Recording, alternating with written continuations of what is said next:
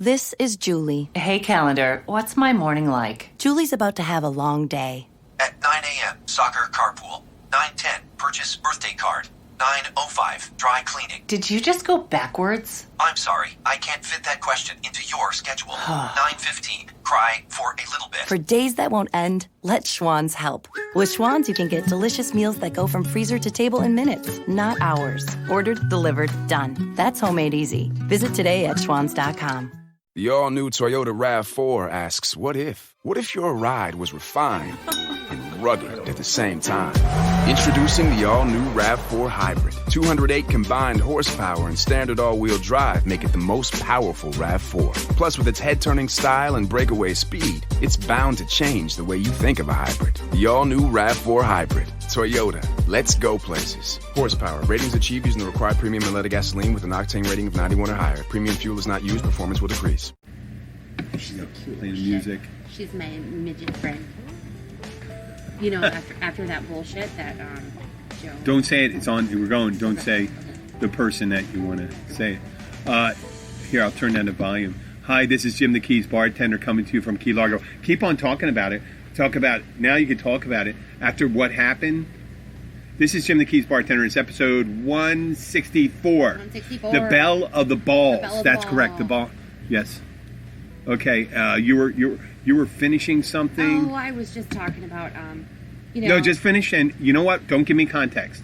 Okay. Because we don't want to include a person in. So no context was that Holly from your work the other day heard some gossip, and then I gave her my phone and I let her read everything that was sent. Oh, yeah, okay. And she was just like, "Oh, I knew it." You know, she was like, "Of course, I wasn't the one gossiping," and I just showed her all the facts, and it was an eye opener. I apologize because Jenna's not only is she the co-host, she's also my friend, and I did not want to cut her off because I did not tell her I was starting the show. No, he didn't. Right tell here, me I just started the music. No, I started the music. She didn't hear the music. And we were just chit-chatting. We were just chit-chatting, but I think it's more organic that way when we start. Sometimes, yeah. And the Belle of the Balls would go into more great length about the Belle of the Balls. It means something. I have a picture of a guy. I have a picture of a guy in a prime dress on a guy. I think it's. I hope it's a guy. Was he in Walmart? No, Walmart pictures are good. Walmart pictures are good. It's you. Hoagie agrees. He wants to say hello. Oh, saying hi probably to Tyler that's coming in the back. I think he's just barking at a diesel truck down the street. Okay. He hears everything. While we, I noticed also this week, because of my temperance, I've been taking it easy from Friday to Mondays. Yes. That whenever I imbibe heavier, I feel it. Oh. So I've gotten out of fighting trim, even though physically I am in much better shape than I've been in a couple of years, 3 years maybe. And but I have a wedding to go to in Poland in July, and we're gonna try to get ahead on some of our episodes, and then we're gonna probably do at least one, maybe two Skype episodes if we can figure that out. Yep. Well, you'd have to figure it out. I know how to do it. I would leave the laptop here because it's all set up, and what I would do is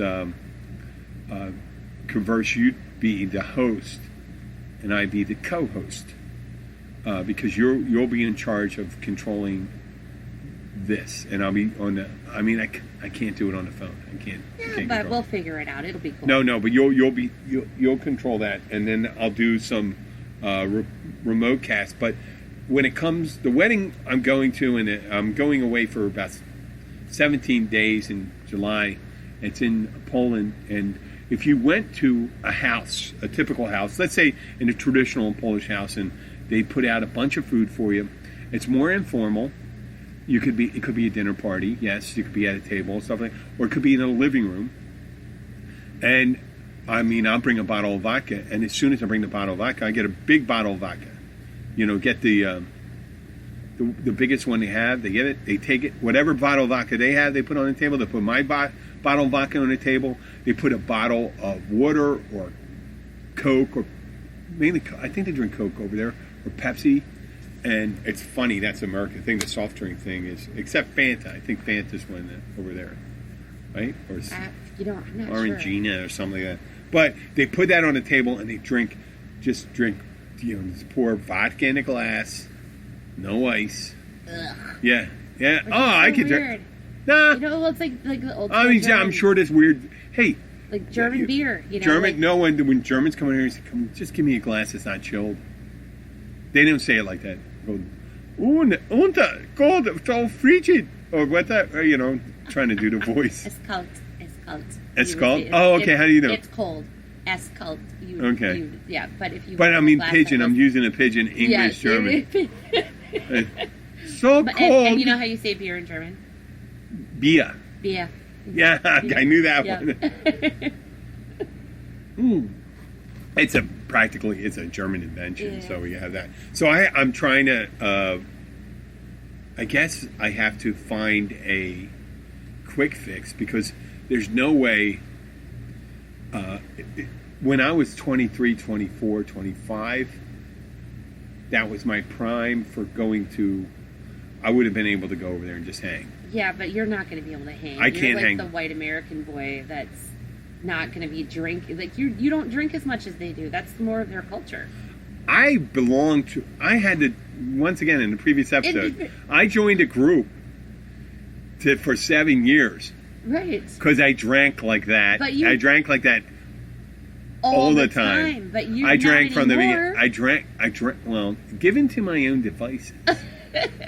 If I did not have to go, well, if I didn't realize what I was doing with myself and stuff, I didn't have to go and work out and stuff like that. I mean, I would love to do that. And I could spend a whole day in a bar. I did it years ago. Okay. I would go, I get there at 12 o'clock. I stay there until 10, 11 o'clock. No problem. No problem. They see me. And I'm sure they were sick and tired of seeing me. Oh, I couldn't imagine. Yeah, I know. And then every so often you have to get cleaned up and get in shape so you meet a woman or something like that. Because the bars I'd hang in necessarily weren't the ones. And then when I got into my 30s, and that's McGee's age, I was still heavily drinking. But I still met I know, it was amazing. I couldn't imagine that I met anybody. I guess there's some pathos involved with being a heavy drinker, and it's kind of Charles Bukowski is? No. He was a famous writer. He was kind of like Jack Kerouac. Jack Kerouac. Yeah. On the Road.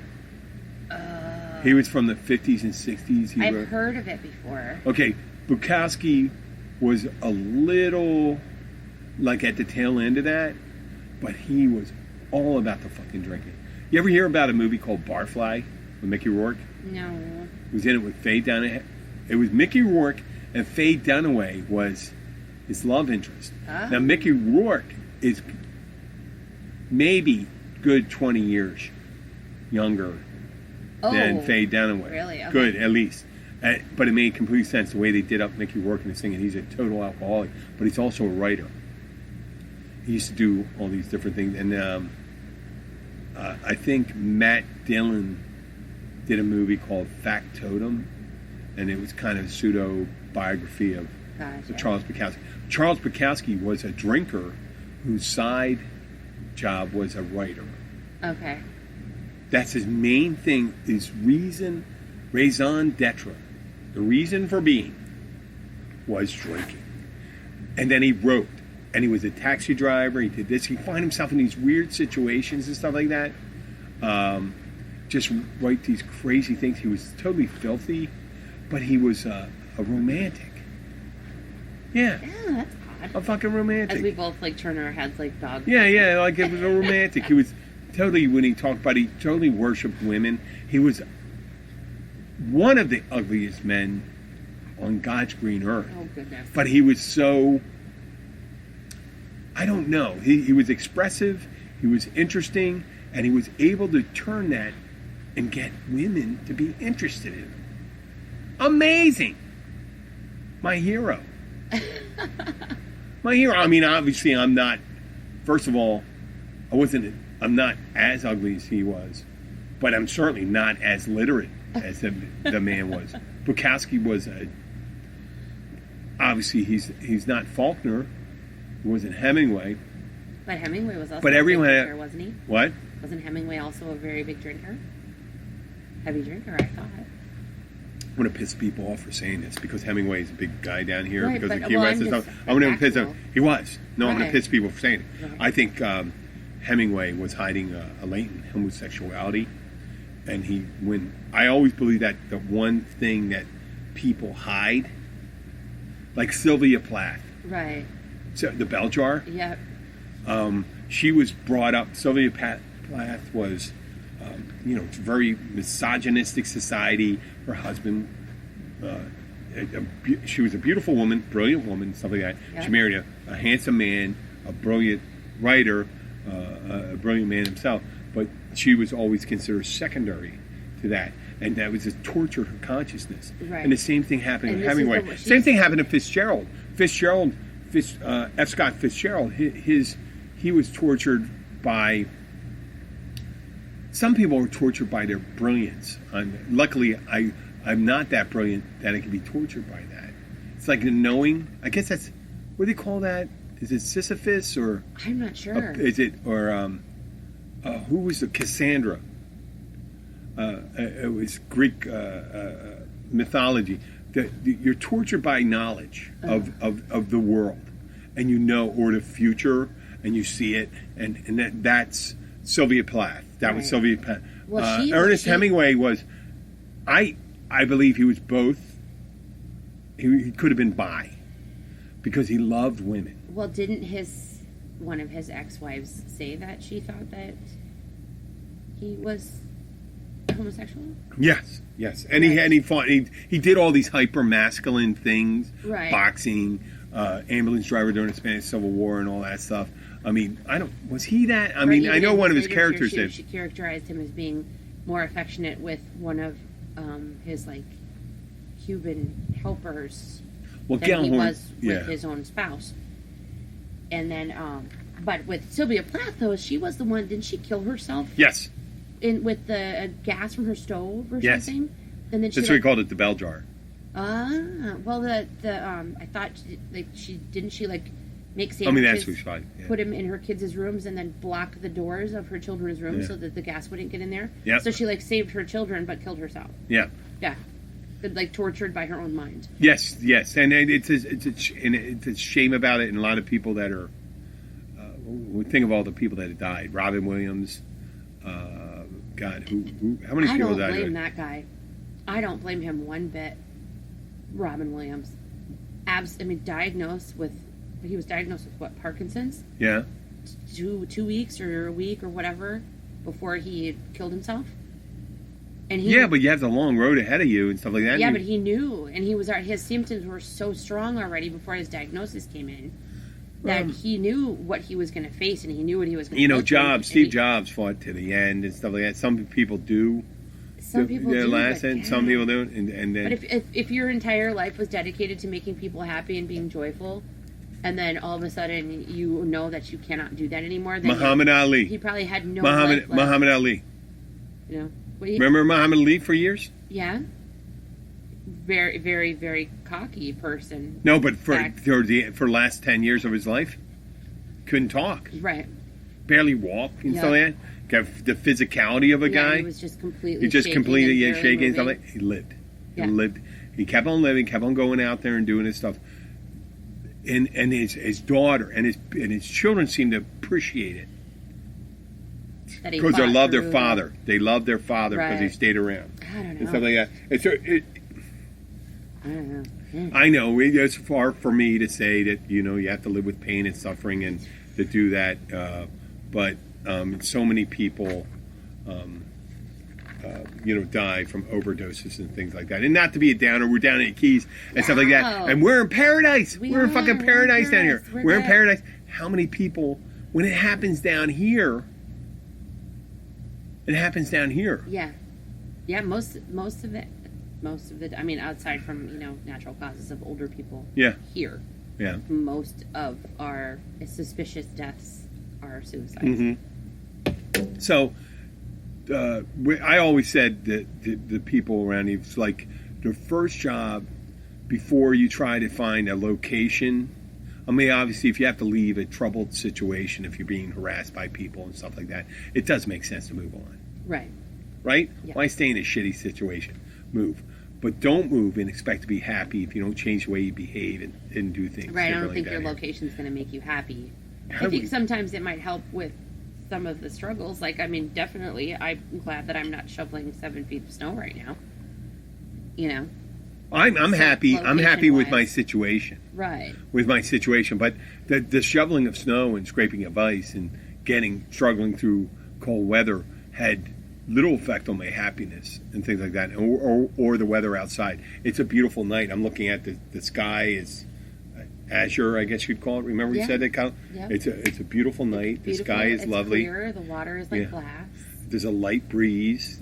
Not too many mosquitoes out. No, It's gorgeous. it is. But you can be miserable in this. Oh, right. If you're exactly. alone and tormented.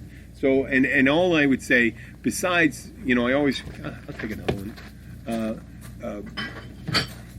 We do harp on that leaving reviews here, but, if you are feeling that way, reach out to us, reach out to a helpline. Reach out to a helpline and get, suicide helpline before you do and make that decision, because that's one thing you can't really come back from. And I don't know how we got there. Talking about, Well, it's I started because talking we- about getting back into drinking shape. Well, right, and then And because- we ended up talking about Sylvia Plath. And if you already, Right. I'm going to talk about the drinking thing, because Right. drinking can lead to, and this is the Keys bartender. I came down here thinking one of the main things I romanticized coming down here was because I was a heavy drinker, and within 4 months of coming down here, I was in the AA, and I was sober for 7 years. But the main thing, I romanticized the drinking culture down here, that there's a place, I go, in my head, Key Largo, the Keys, that will not look down on my drinking. They won't, and they wouldn't have. Somebody now, my friend did, but my friend said, the friend I was down here with said to me, "It's when you drink bourbon." Well, it doesn't matter when you're drinking bourbon Oh, or vodka right. or anything like that, wine. I mean, I just drank too much. It wasn't. He says, "Oh, you just don't have to drink bourbon." My problem was, Right, like if you were a jerk when you drink something. was a trick. I always got intoxicated. It wasn't because I Right. was a jerk. It was because you're at a certain point when you're drinking, and there are. And this sounds like sacrilege. Here I am, it's like I'm in church I built, and I'm telling you that necessarily drinking is not for everyone. Drinking is not for everyone. Right. You cannot do it, and I think people are starting to realize that. Millennials are starting to realize that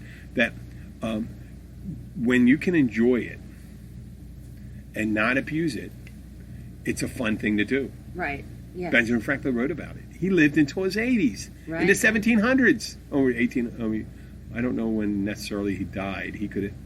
That's the only I thing. don't know.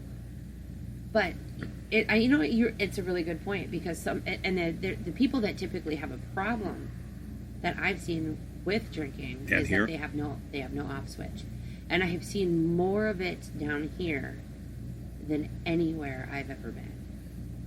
So I think a lot of people come here with that kind of idealistic personality or idea in their head of, I'm going to lay on a beach and drink beer all day. Imagine. I'm going to lay on a beach and I know. No, imagine if that is an attraction wherever, whatever thing you like to do most. Right. You go and say like this, if you were like, and to make a lighter thing, I know it's going to be a ham-handed thing, but there's a lot of guys that like to masturbate. And you just started doing that all the time. There's just certain things that you can't do all the time. It just overwhelms your life. You become obsessed with it. And that's it, you just go, and that's what you're doing all the time. You cannot drink all the time and enjoy yourself if you're drunk all the time. Right. Well, and then are you? Because the remember drinking part is to get to a level. Blacking out is damage you're doing to your brain. I'm sure. Blacking out is that Absolutely. it's when you're lighthearted, you're having a good time, you're laughing, you're having a great time. And You some haven't people- crossed over. Some people drink to do that. Some people I've seen that some people drink to get absolutely drunk, like or shots after shots after shots. I'm like, I can't do that. Look out! You got to look out for the other ones. Is like I got to drink so I can go to sleep. But you know what? It's one of the worst things in the world to get you to sleep because it'll wake you up in the middle of the night. And I told you about that. I mentioned you before that I would wake up in the middle of the night and drink. And drink in the middle of the night? Yeah, oh, I would drink. God. In the middle of it, I would get up. Because it would help you go back to sleep again? Or just because? Because I needed more alcohol. Jeez. I needed more alcohol. But now, I never there's got to the point, and I'm not saying that everyone has this thing where they go, I'm this bad, but, because if you know enough people, there's always someone worse. I'm not as bad as this guy. I'm not bad as him. And right. you can't pick it that way. You got to pick a norm where you want to be. And there's some high functioning alcoholics out there. Alyssa, Alyssa. We talked about Alyssa before. She's really funny. She just sent me a link to Chinese cock cakes, by the way.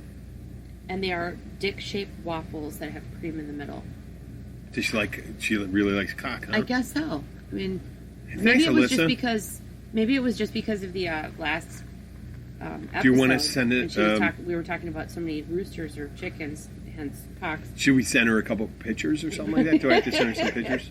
And she even said, she goes, I never really like waffles, but... Oh, really? She's kind of excited The about cream the filling? cream-filled cock cakes. What kind of cream is it? Is it gluten-free?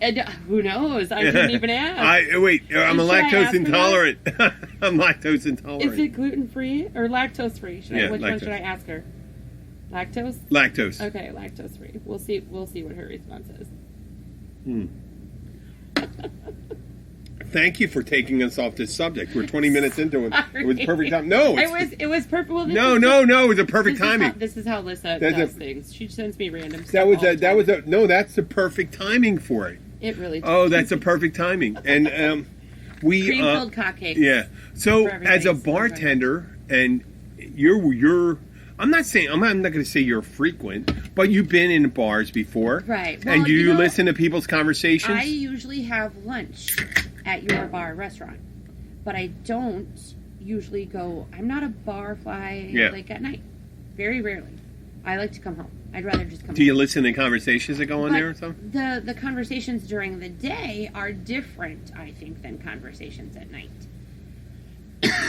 Because most of the people that you encounter during the day, when you go to a restaurant with a bar in it for lunch, most of those people have not been sauced all day long. That is a great observation. When you go to dinner there, that's when you run across guys with a single-wheeled skateboard that take off on your tab and do all that stuff. But the people that go there for lunch are people that you usually know. You can have conversations with most of us. Well, happy hour's later. I don't come during happy hour because I'm working because I, have a big girl job. Mm-hmm. So, of course, usually my interaction's at lunch. Yes. And that's it. I don't. Okay. Well. When at night, it's especially on the business nights. I work with a partner, and it's her name. The one I've been bartending with, and I bartended with other people at Gilbert's, but Holly, and we can't. She's besides being, I know we're from the same part of the country. Yes. But we are different in almost any way. The main thing we share in common is we're both Caucasians. Right? Yes. And we're from the same region. Yes. Other than that, it's almost like Mutt and Jeff, right? It really is. Yeah, she's 4'11", I'm 6'4". Yes. She's a woman, I'm a man. We have different taste in music, in literature, in movies, but we have a similar sense of humor. And we rip into each other and stuff like that. She'll call me a fucking nerd. It's very sibling-like, I will tell you. Yeah, fucking nerd. But it's fun. It's fun. It's hilarious. And you laugh. And we had a little, thing where we just called, and she's harder on the women than I am that we work with.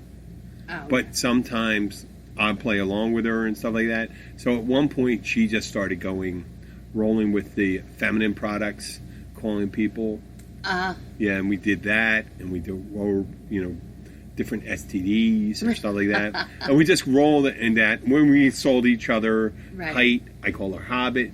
She calls me a fucking old pervert and something like that, or anything like that. Holly is hilarious, by the way, if anybody could imagine this teeny tiny little thing with her super long ponytail. Yeah. But she's always got a smile. She's always really cool. And you know what? She does look out for me. She really does. And if you pick on Jim a little bit, she'll actually defend him, even though right after she defends him, she'll pick on him too. Yeah. Like so we rip into each other and go like doing this stuff, but you have and we each just say other's this stuff, backs. and we do a straight thing. So what happens in the middle? We'll be talking to each other, ripping into each other, and then all of a sudden, someone goes and decides, and it's mainly, and I hate to say this, I go low key. I just hit one line and I move it. I try to, and it's by design. I'll say a killer line and move on.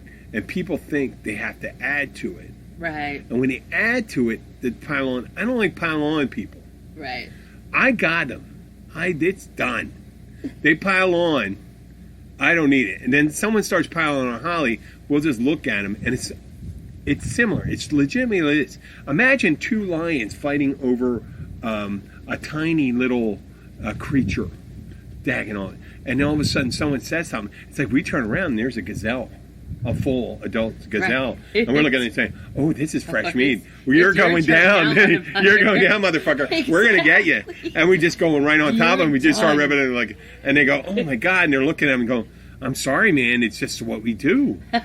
What do you mean? Why would you want to jump in on this? Why would you interject in that? It's just like if you're a police officer, the worst thing you can get involved in is a domestic dispute. Mm-hmm. Because the wife is going to go and say, well, he beat me, but he didn't beat me as bad as he did like a month ago. And that's nothing. He loves me. Right. He loves me. Don't put him in jail. Don't put him in jail. He loves me. He does it out of love. I called you to put him in jail. You came to put him in jail, and no, I'm not going to let you. Yeah. So it's my friend Kevin. Oh my God, what was the guy? Kevin Muldowney in Philadelphia, and he's passed away. Oh. He was a political operative. Oh goodness. And he once told the governor. Sounds very important. He once told the governor. It became the governor of Pennsylvania, but he was the mayor of Philadelphia at the time, Ed Rendell. Okay. And I think Ed Rendell's still alive. And Ed Rendell was like a mover and shaker, and a lot of people thought he was going to be vice president of the United States at one time. But Kevin Muldowney, who was kind of like a mid-level operative for a state politician, said to this up-and-comer, he goes, and Kevin Muldowney used to get fucked up. And these are for my friends at McKean's. And everyone remembers this line. He looked at Edward Mandel and goes, listen, you Methuselah-looking motherfucker, cops and firemen. And my finger's pointing like an inchworm right now when they're doing. It's fine. Cops and firemen, they're going to bring you down, you Methuselah-looking motherfucker. He called a guy who was going to be, and he still is, considered, I think what happened is with the Me Too movement, this Ed Rendell, he had his beautiful wife, and she was a federal judge. Oh, wow. And they had kind of like an open marriage, but I think he fucked around too much because I haven't seen Ed Rendell around in 5 months. All the shit that Uncle Joe's getting, out. Joe Biden's getting, Yeah. Ed Rendell did like 10 times over. Oh, wow. Ed Rendell, yeah. It's just the old day. And you know what? I guess I'm an old guy like that. I'm 55 years old. I can't imagine. In my heyday in the 80s, in the early 80s, the shit I did was... I mean, that's when you had your mullet and wore your Zuba. I never had a mullet. Never had a mullet. I was in Navy ROTC. I never had that mullet. I always had a short haircut and stuff like that. I was somewhat progressive, but I was always squared away with that stuff. You know? It's funny to think of, though. No, I Did you never ever- had did you a ever mom. have those multicolored shirts, or what were those called that you blow in them? Like through your collar and Nope. they change colors? Nope, I never had that either. Oh, no. I had my own certain thing. But what, at the time, I was the gentleman. In the fraternity call, I was the gentleman. Walk you home. You be safe. Got a cup of coffee for you. Not going up and grabbing a girl's boob. Did not go up and grab a girl's boob and stuff. But I'm sure there is, and I shouldn't be saying this. I'm sure there's a ton of shit the way it is today that have made people uncomfortable and stuff like that. I'm sure there's a ton of shit. But at the we time, all have. among that group of guys and the culture, I was the gentleman. I was a gentleman with so right. much. Even though Nowadays, looking back, you're thinking that I probably wouldn't have been considered a gentleman now. Now I wouldn't. Right. Back then I certainly was. Right. Consider, oh my God, Considering all the that you- horrible things that happen in other fraternities and stuff like that. Exactly. I go like this. I go, we're not even close to this. I'm going this guy. Oh my God. Oh. Okay, if anybody was, a girl was screaming in the room, we run in, drag her out, drag her out, not to gang up. I will tell you that as a female, and a very small statured female, especially when I was very young, Yeah. men thought they could dominate me easily. And, of course, I'm 40, but 42. Once they start doing that, once people start doing it, physicality, using Yep. physicality to kind of do, you really cross the line. Oh, I mean, I always big used time. charm. My thing was charm. He said, "Listen, would you like to dance?" Blah blah blah. Blah. Do-do-do. And I was relentless. Would you like to dance? Would you like to do this? Blah blah blah. I wouldn't call them if they said no, and they go, Right. "No, shut up, go Have away." you ever What? done the hand grab and put it on your own junk? Never. Oh wait, whoa. Okay, that's an So if honesty this moment. was your spouse or a long Wait. time... If you're on a date and you're making out, the hands on the thigh. Her hands on your thigh is moving up. I don't know. Now, if that was the general progression of what she was going... I'm not. No. I'm not That's- equivocating. that's one I thing. just can't answer the question. That, I answer will with that. tell you... But to go and take out of the blue, if you, no, you know what? No, that's I understand the thing where they're talking about where you're just kissing and stuff like that. You don't take the hand and go to the crotch. There's a progression. Okay. You move to the shoulders. You How gotta about- go to the shoulders. How about this? How about if there's no kissing, no nothing? You're riding in a passenger seat with Nothing. someone who's driving you home What? and grabs your hand. And No. puts it on your crotch. No. This has happened No, to no, me no. 3 times in No, my no. adult life. No, 3 there has times. to be. Whoa. There has to be Blue. very deep kissing going on. There has to be hands going Right? across the body to different parts. Like you need And to be. Like that would have I don't to be know. I invited. don't know if necessarily. I don't remember a move. I don't recall. I don't have a muscle memory of a move where I took someone's hand. And grabbed it and put Now it I on your went tongue. towards. I started moving towards the general direction on the woman, Right. that area, and I expect to move like yes or no, yes or no, Right. yes or no. Like if it's and when they say inviting or no, not. you take note and you then stop, it stays there. and it stays there, and then so you don't, because in the back of my mind, it wasn't necessarily. Maybe I was being tactical or just strategic.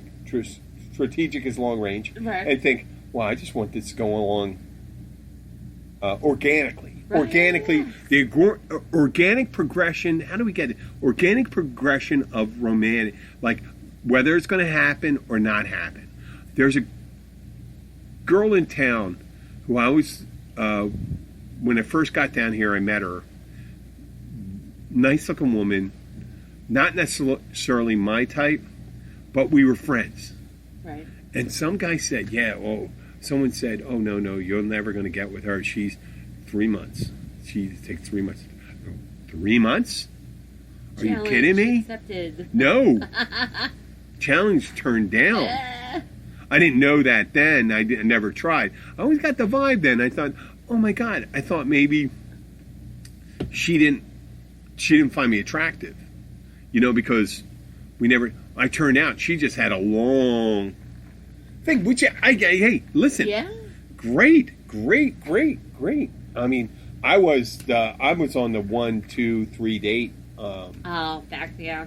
See, I was a really late. Sometimes, and there was one. bloomer. I told you that's the thing. Happy hour, right? Yeah. Oh, yeah. That's right. Yeah. Happy Yeah. hour. I'm going back, and you're going back, and you're still make it back for last 45 minutes. Happy hour. But see, I think that That's crazy. with alcohol, though, Well, no, your early. inhibitions. No. This was early on, 2 drinks into it. So because later on in the night, I realized performance. If I were to someday when we do more live stream, I would love to bring on. I have some. I'd like to do some graphs. Graphs. Yes, more graphs. We could do them like Pictionary graphs and put them up on the screen so people could see them. No, not Pictionary. I'm going to do a more accurate one. I'm going to get some real studies to show what happens after a certain amount of time. I will tell you this though. What? As a female who has been married a few times, although I only have children with my first husband. Yeah. But the more comfortable you are with somebody, the freakier you get. Mm-hmm. So at the very beginning, you're just real standoffish. You're like, oh no, like whatever. You want to get to know somebody first, but once you get to that point where you're just uber comfortable, yeah. I think that's what my superpower was. And your superpower was getting people comfortable. Yeah, but see, like that's and then they go like in the end, they go like this, hey, what's going on? You were super comfortable and stuff. Like, I am super comfortable with everyone. Why are you worried about this? And they go, well, I thought it was something more. I said, we've known each other 12 hours. I know, and it's cold, and now you can't. It's like say now if I was one of those fucking crazy Freaky Friday mix-up things, right, where I'm my 55-year-old mind, and I better get a good fucking body because I took care of my body right now. Because it would be a young guy jumping in my body.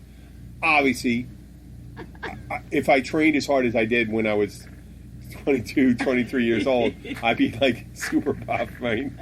But if I had that, I would, oh my God, it would be so crazy. I mean, that's the Freaky Friday, what you know now, and just say, oh yeah, and you know what, sometimes, I would tell guys, sometimes you gotta let them go. right. You know why? Because it's not meant to be. It is true. It's easy as that. It is not meant to be. And if you love, and it's what they say, it does work. And if you love someone, you let it go. If they come back with it, no, what he's saying, if you like somebody, let them go. And if you do, and you leave them with the line, he says, listen, I understand. You plant the seed. And this seed is, if you had a good time tonight, come back again. We'll go and do this and stuff. If I'm available, right? Right. I would be happy to, but obviously I'm not in a relationship right now, but I could be the next time you see me. Who knows? I'm a very social person, but not because I'm a serial monogamous or anything like that. It's just what I do. But I mean, I really do. I would like to explore a relationship right now and see what happens, and stuff like that. But I mean, you should be comfortable with it. And like that. Right. And lean back and go, but I think we'd have a good time. And leave it at that. And that's it. All the cards on the table. All the cards on the table. It's not, hey, do you want to fuck or what? God. I know, you don't say that. You open up the line like that. No, you got to have a blend of Cary Grant, who I understand was slightly gay. Slightly. Very gay. Okay. But, I mean, it's amazing. It's amazing that what a little experience can get to you, and you be nice, and you're older and stuff like that, and you take care of yourself. You could do very well for yourself. You could do very well. Just be pleasant. Don't harbor any hard feelings against someone because you're not their cup of tea at the moment. They don't. First of all, there's many things that they may not get. They may not get you, Right. or they may get you, and they don't like you. So what? No big It's deal. not a rejection of you as a person. It's a projection of what they know of someone in the past that they didn't have a good experience with. And that's not necessarily you. Well, or Don't be hurt what by they that. have preset in their mind of And what just their and expectations are. Right. have a good grasp. And you're a numbers person, and you are a numbers person, right? Big time. So do you have to buy this idea on this? I think you're gonna buy this idea. Okay. If that person doesn't like you, there's going to be another person that likes you and will be good for you. I mean, it's not a beginning and an end. You know, Unless you're Jeffrey Dahmer. As a numbers person, I actually have never really looked at it that way. To tell you the truth, Really? never. No, there's I've one never- person like you didn't meet. I mean, how many people in the world?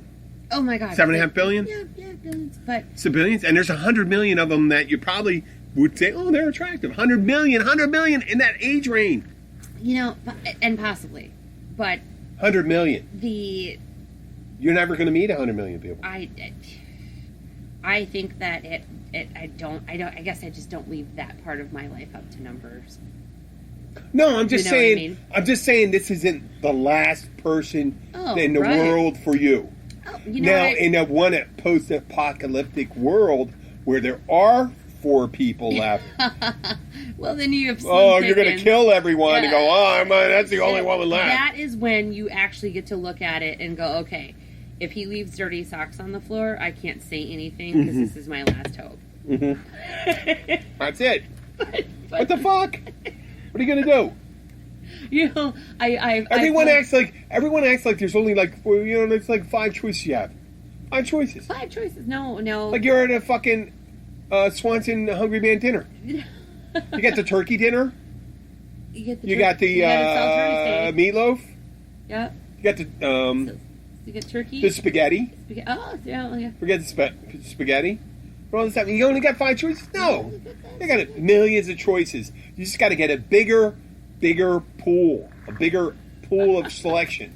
Not a pool with a cesspool. I will tell you this, though, as, like, I've been married now to my husband for 4 or 5 years. Yeah. And when you are super happy Yeah. and like 100% like into your marriage or your relationship, whatever, even if you don't have the piece of paper. You don't want to call it a relationship? Well, no, I'm saying even if you don't have the piece of paper that says that you're married, it doesn't matter. But when you are 100% in that, Yeah. other people just don't seem that attractive to me. Like, I don't walk down the street and look at that guy and be like, oh damn, look at those muscles. I bet he could scrub the shit out of my oven. Like, I'm gonna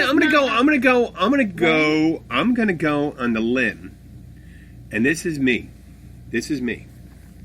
I spent a long time. It's like nurturing a plant, a beautiful orchid, right? A beautiful orchid. Yeah. And you know how hard orchids are to raise, right? So Yes, I kill them. My sister bought me a fake one. I know, It's but actually right there. I know. Well, let's say that's your relationship right there. That's my fake one. Beautiful. Beautiful. Well, it's a beautiful representation of an orchid. All right? And that's a relationship. And you spent a lot of time nurturing that. It's not going to get any better than that. You could always get a new orchid. But it won't stay the way you learned how to maintain that orchid. Right. That orchid. And it won't give you the pleasure that you put in that effort to maintain and the joy and the shared history that you had that what I did. Well, just now like what we I can talked do, about on the I can last look episode. at a woman and say, oh my God, is she attractive? And Abby can say that about a man. But we have shared history together. Right. We have shared history. If you're going to always go and move on to someone to look at you differently, to look at you with fresh eyes, the problem is not with that person. It's with you because you're not happy with who you Right, are. And the exactly. person that's with you may not be happy with you. But that's something you got to either work on together or work on yourself. Either way, or move on. Or move if you're on. making them miserable. Yeah. But if you're miserable, yes, move on. If you're not, maintain and do it and build that relationship. It is a beautiful thing. You can. There are second, third, fourth marriages that are wonderful. Absolutely. And there's first ones that work out too. Because people realize, well, the thing that we really find great about a relationship is our shared history, what we went through together, how much I love it, what the horrible things you went through and stuff like that. Now, not everyone thinks the same way. Right. That's the problem with relationships. And you know what's great? We went through 2 topics today. We really did. Just did 2 We topics. just kind of covered a bunch of it. But No, we just did 2 topics in this episode, and that's it. What you did on the last episode, you talked about how, like, okay, so remember, like, when we jumped back to you being a vagina man, but then once you get to realize that... Well, I wouldn't have to nail that one down I'm like just that. saying, but you No said... pun intended. But once you get there, once you get to see who they really I like are, and if their clean personality is ugly, then that thing Vagina's is going to be horrible. right. But That so smooth, clean-shaven vagina it's not would it's not not mean as anything nice to me. anymore, right? Because you don't have It could look the like emotional. It could look like a messy roast beef sandwich. If you love that person, Right. it doesn't matter. It You don't does have to not worry matter. about a vaginoplasty or whatever. That's the vaginoplasty. I saw that when I went to the freaking gynecologist. Whoa, that's it. And it has a thing, and it puts it up there, and it like shocks Well, the guys you. that would get anything injected into her penis too. There's all kinds Fat. of weird stuff. Okay. But I think that it was a good point because basically, relationship-wise, like you're super happy in your relationship. I'm super happy in mine. Yes. But neither of them are concerned with the fact that you are a male host and I am a female co-host, and that we are friends. Yes. And there's no weird tension Yes. with us, and we can talk about absolutely anything we want to, and our spouses are 100% okay with that Supportive. and supportive. Right. And- So supportive. Being okay. Right. It's But like, there's that's okay. Yeah. Be supportive. That's what I like. Be supportive. And you know what? Because obviously there's some really good people out there, and we'd like to think that we are part of that Yeah. people crew. And I think it's nice. I think we're we got to be. Yeah, I mean, trustworthy you don't nice have to be people. self-reflective, but it helps to be self-reflective to make sure that you're on that you par with your hopes and dreams of the person you wanted to be. absolutely. Right? Absolutely. And you know what? This is great. We're at 46 minutes. Once again, we're going to drive this home. Thank you, guys. I'm going to do this. Pat. Yes. I remember Pat at the McGann's. I didn't forget you again. I mentioned you 2 shows twice. Hi, Pat. Hi, Pat. And we're going to, maybe we can get a hold, once we get everything done with this new deal coming up. Maybe we can Maybe come Skype up there in on and we go on up the and we guys. take the whole show up there. Oh, that would be cool. That would be fun. Never been That'd to be fun. Philly. And then we could go a circular tour, Philly to Minneapolis. I think it'd be great. I've never. I think been we'd to be a Philly. big hit. I think we'd be a big hit either place. Yes. Leave a review on any of the platforms that you listen to us: Spotify, iTunes, iHeart, Stitcher, and all that stuff. This is Jim, the Keys bartender. I'm going to let you say goodbye. And this is Jenna, the local finance officer. Yes, at Riva. At Riva. Yeah. So please leave us a review.